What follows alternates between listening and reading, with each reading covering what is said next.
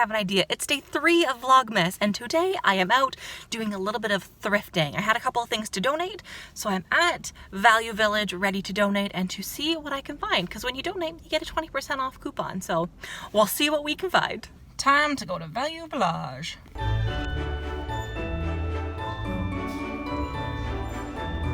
Alright, we are all done in Value Village. I will share with you what I got when we get home. I'm back from Value Village, so here is what I got. I got this cute little plate. It says it's a tray, and there's a little bit of staining on it, so I gotta work to remove that. But only $4.99.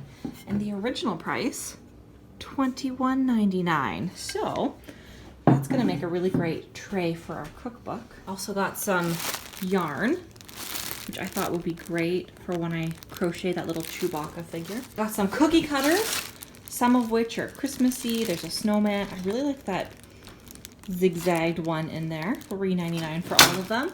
And then I got this blue and white turtle as a gift for my mother for Christmas. It opens and everything.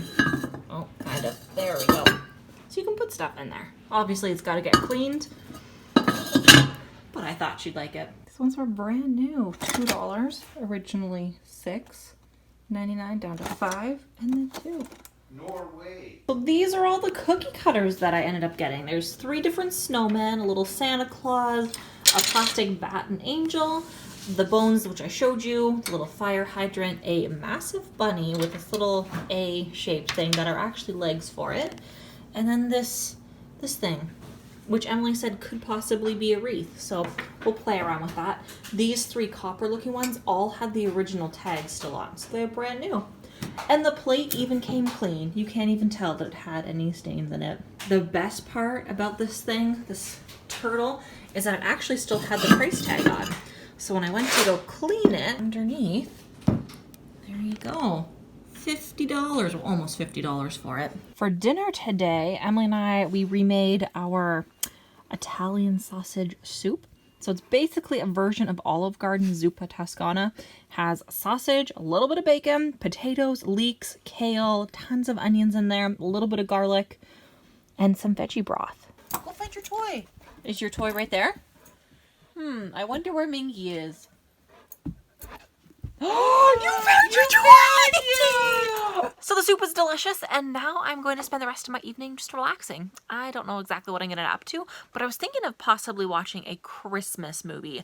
Now, if you're like me, I can never pick Christmas movies or any types of movies. I just go off of what I feel and what's popular at the moment. So I figured I would compile a list of my favorite Christmas movies that you won't find on other popular lists. Rotten Tomatoes has a list of the 62 best Christmas movies of all time. I will link it down below. Now, I tried really hard to find movies that are not on this list, and I think I did a pretty good job. There are 2 that are found on that Rotten Tomatoes list, but they're on my list for a good reason. The first one on my list, and my absolute favorite Christmas movie of all time, is Arthur Christmas. Rotten Tomatoes has it as 15th on their list, and for good reason. It's a fantastic Christmas movie. It's a British animation film that features James McAvoy as Arthur, Hugh Laurie as Steve, Arthur's brother, Bill Nye is in it as Grand Santa, and it is phenomenal. I watch it every year multiple times. The humor in it is hilarious. It's like the Shrek of Christmas movies, but it's not ridiculous. It's a great movie. Highly recommend. Number 2 on my list is Nativity 1 and Nativity 2. There are actually 4 movies in this series. I didn't know that there was a 3rd and 4th until today, but the first ones are great. They're basically both about a British school hosting a Christmas nativity. The first one has Martin Freeman as the teacher, and he promises the kids or lets them know that his girlfriend is some Hollywood bigwig, and they think that they're gonna have them film their nativity, and it's a wild ride. The second one, David Tennant, the 10th Doctor, replaces Martin Freeman as the teacher, and he actually plays 2 characters, the teacher and his evil twin, and at the end there is an actual nativity that takes place. They're both cute. They're both so cute. Next up, we have another Martin Freeman Christmas film. This one is Saving Santa. It's a cartoon film where he plays an elf that has to save Santa. Ashley Tisdale voices his love interest, and the film is a musical. So if you've ever wanted to hear Martin Freeman sing, this is the one for you. I know back years ago, people were saying that Benedict Cumberbatch can sing too, and so they wanted to compare their voices, and we're thinking maybe Sherlock can come back for a musical episode.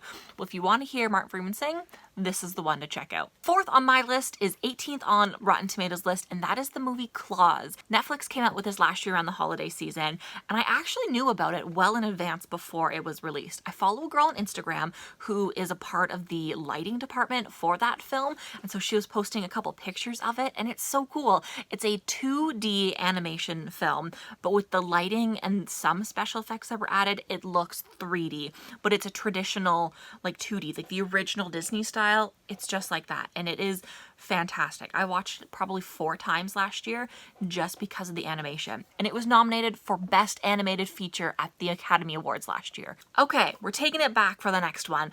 This one is also a 2-parter. It is Once Upon a Christmas and Twice Upon a Christmas. These ones are from the early 2000s, and they're ones that I watched as a kid, and I just remember being in love with the premise of both of them. Essentially, Santa's daughter travels from the North Pole to somewhere in America and helps a grieving family mourn the loss of their mother and helps them restore the magic of Christmas.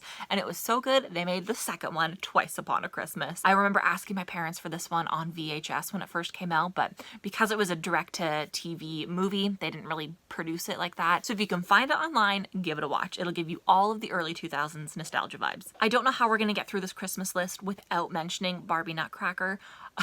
This one is phenomenal, of course. It's a Barbie movie. It's the Nutcracker. It has everything that a Barbie movie with the Nutcracker needs to have.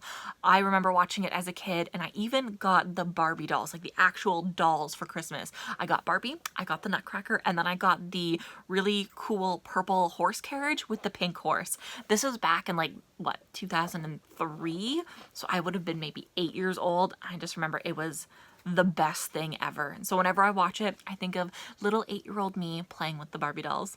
Next up, we have Blizzard. This one is, again, from the early 2000s, but it features Whoopi Goldberg as Blizzard the reindeer. She voices the reindeer and helps a little girl restore her skates, the magic of Christmas. But it more so features on the reindeer, and it's really cute because, I mean, it's Whoopi Goldberg. Duh, it's gonna be a good film. That leads us into the next one, which is Call Me Claus. Again, features Whoopi Goldberg as a replacement female Santa and her becoming Santa Claus. One of my favorite Christmas movies that I'm not featuring on this list is Santa Claus with Tim Allen.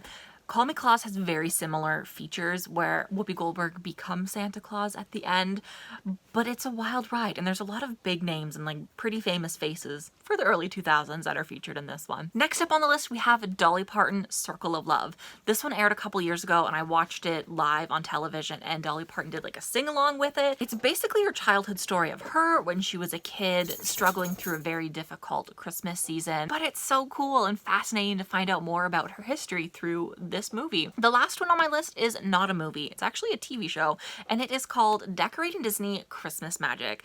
This is a documentary showing the process that Disney World and Disneyland go through to change out the decorations from Halloween to Christmas. If you ever wonder how they've done it, this is the documentary to watch. They do a phenomenal job showing how they close down the park, set up all the Christmas trees, change all the lights over. They even show a couple of the rides that they redo from Halloween to Christmas. I've only ever been to Disney World once in my lifetime, and it was not during any holiday season, so it is on my bucket list to go to either Disney World or Disneyland or one of them during the holiday seasons to see all the decorations that they have. All right, that is my list. If you have any suggestions of Christmas movies that you love that are not popular ones, please leave them down below, and I may even update this list as I watch more Christmas movies throughout this holiday season. Okay, thank you very much for joining me today. I will see you tomorrow with day 4 of Vlogmas. Bye!